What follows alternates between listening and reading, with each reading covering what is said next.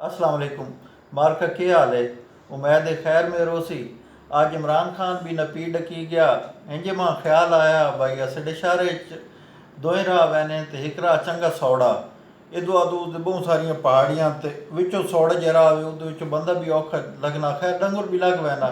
पुराने ज़माने की गल है भाई असडे कोई बाबा डंग कपी आने या ते वो पहाड़ी जेह्ड़े हून वट्टे भी असडे जरा कि साल्ट आह्ला स्टोन है वो तिलकना जाओना खोती लद्दी आना है गर्मियों के दिहाड़े तो चंगा उसके उत्ते भी बाहर है वाणा शाण भी है जंदरी है या वाणा है जेड़ी शह भी है वो लद्दी हुई तो सफ़र भी चंगा भला है, कम अज़ कम अद्धे किलोमीटर की चढ़ाई बन वैनी।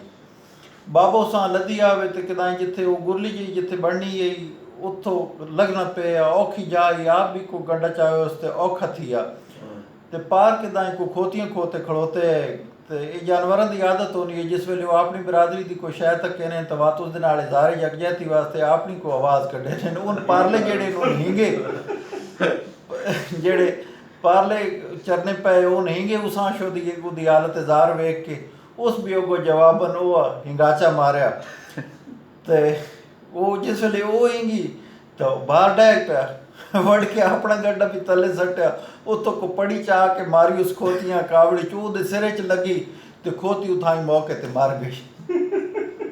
खोती मर रही अपना गड्ढा भी तो खोती वाला बाहर भी चाह के सट्टे उस मोढे ते आखना हुण सादे मैतियां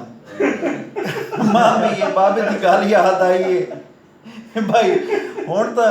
इतने भी नहीं कौम यूथ कुछ की जे कुड़ जात के दा पोतड़ा बदले दी मां ते जितनी डेलोर होना है ना बदले कौम यूथ तो इतनी भी नहीं रोनी